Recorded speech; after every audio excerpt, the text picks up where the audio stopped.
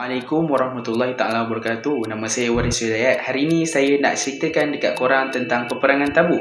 Peperangan Tabuk ni merupakan peperangan terakhir yang disertai dan dipimpin oleh Nabi Muhammad SAW. Peperangan Tabuk ni berlaku pada tahun 630 Masihi bersamaan 9 Hijrah yang berlaku pada bulan Rejab. Peperangan Tabuk ni juga dinamakan sebagai Ghazwatul Asra. Macam mana peperangan Tabuk ni boleh diambil nama ialah bersempena dengan nama Tabuk yang terletak di antara Hijaz dan juga Syam, yang mana Syam ketika ini dikenali sebagai Syria. Peperangan Tabuk ini adalah peperangan yang melibatkan umat Islam dan juga kerajaan Rom, yang mana peperangan ini diketuai oleh Rasulullah SAW dan ketua bagi kerajaan dan tentera Rom pada ketika itu ialah Heraklius. Dan peperangan ini merupakan peperangan yang terbesar dalam sejarah umat Islam kerana peperangan ini disertai oleh 30,000 umat Islam dan juga 100,000 tentera Rom. Jadi sebelum berlakunya peperangan tersebut, umat Islam telah buat persiapan rapilah. Antaranya Rasulullah SAW menyeru setiap kabilah untuk bersedia menghadapi musuh dan meminta bantuan orang-orang kaya untuk memberi sumbangan dan bantuan untuk menguatkan lagi barisan tentera umat Islam pada ketika itu. Antara penyumbang yang telah menyumbang kepada barisan ketenteraan umat Islam pada ketika itu ialah Sayyidina Uthman bin Affan, yang mana beliau telah memberi 900 ekor unta dan juga 100 kuda serta 1000 dinar, manakala Abdul Rahman bin Auf telah memberikan 200 uqiyah, yang mana satu uqiyah bersamaan 40 dirham.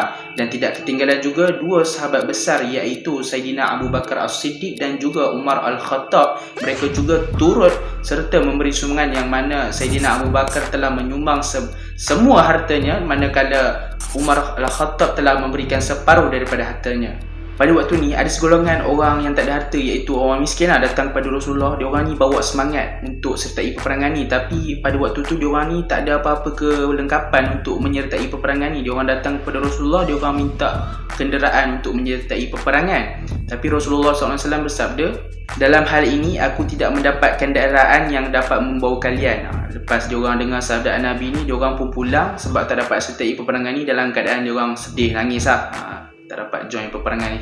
Yang mengecewakan pada ketika ni adalah ada segelintir umat Islam dan juga sebahagian orang Yahudi yang tak nak join peperangan Tabuk ni. Sebab apa? Alasan diorang kata peperangan Tabuk ni berlaku pada musim panas, dan diorang risau nampak perempuan kulit putih lah, apalah, macam-macam lah alasan diorang yang diorang buat.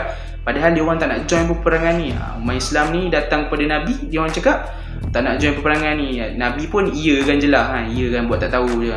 Orang Yahudi pula buat perangai diorang hasut orang supaya tak sertai peperangan ni. Okey, jadi Rasulullah SAW dan tentera dia pun mulakanlah destinasi peperangan mereka ke Tabuk, yang mana Tabuk ni terletak 800 meter dari Madinah. Dalam perjalanan mereka ni banyaklah rintangan diorang. Antaranya mereka terpaksa lalu padang pasir yang pandang terik, dan umat Islam pada ketika itu juga kekurangan makanan dan minuman. Bila pasukan ketenteraan orang Islam ni sampai je kat Tabuk, Rasulullah tak nampak seorang pun orang Rom dekat situ. Sebab apa? Orang Rom dan kaum musyrikin ni, diorang takut dengan umat Islam. Sebab lagi satu, diorang tak expect pun umat Islam akan sampai ke Tabuk. Sebab apa? Waktu tu musim panas. Jadi Rasulullah SAW pun tak tunggu lama lah masa tu. Baginda pun suruhlah panglima perang umat Islam yang kuat pada ketika itu iaitu Khalid bin Al-Walid untuk memantau pergerakan tentera Rom dari hadapan. 20 hari Nabi dekat Tabuk dan juga tentera Islam dekat Tabuk, tak ada satu pun tentera Rom yang lalu ataupun beri respon untuk memberi ura-ura ataupun tanda-tanda peperangan. Jadi selama Rasulullah SAW ni tinggal dekat Tabuk, baginda tak duduk saja. Baginda menjalinkan hubungan di antara kaum Yahudi, Nasrani dan juga Badawi. Jadi tiba-tiba wakil daripada Rom iaitu Yohanah bin Rabah datang kepada baginda SAW untuk menuntut perdamaian. Jadi perkara yang mereka buat ialah menjalinkan hubungan dan membayar jizyah kepada umat Islam. Jadi peperangan ini berakhir dengan kemenangan dimiliki oleh umat Islam, yang mana tidak melibatkan satu pun pertumpahan darah yang berlaku. Jadi pengajaran yang kita boleh dapat dari peristiwa peperangan Tabuk ni ialah kita mestilah ada semangat juang yang tinggi seperti mana para sahabat dan juga umat Islam pada ketika itu yang bersungguh-sungguh dan bersemangat untuk menghadapi musuh dengan mengorbankan harta mereka demi mendapat redha Allah. Kita juga mesti mempunyai keimanan tinggi dan kukuh seperti mana para sahabat dan umat Islam pada ketika itu yang sanggup meredah panas terik dan juga tidak mempunyai sumber makanan dan minuman yang mencukupi kerana mereka berjuang demi menegakkan kalimah la ilaha illallah.